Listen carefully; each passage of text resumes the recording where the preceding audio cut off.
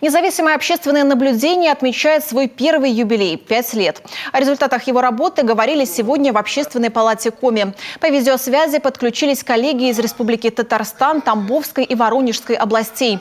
Общественные палаты организуют обучение, готовят наблюдателей, направляют их на избирательные участки, отрабатывают конфликтные ситуации, выступают центром прав граждан в избирательной сфере.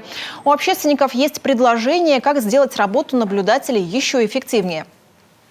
Мы считаем, что именно общественные палаты должны быть центром подготовки наблюдателей.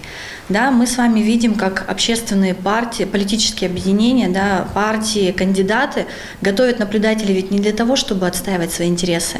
Зачастую аффилированные партиям и кандидатам наблюдатели являются источником правонарушений и скандалов. Такого быть не может.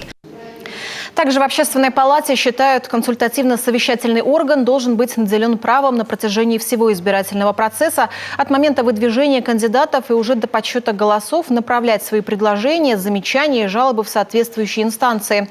Еще одно предложение – совершенствовать процедуру наблюдения за дистанционным электронным голосованием. Новшеству всего 2 года. Процедура сложная, потому и контроль должен быть особым.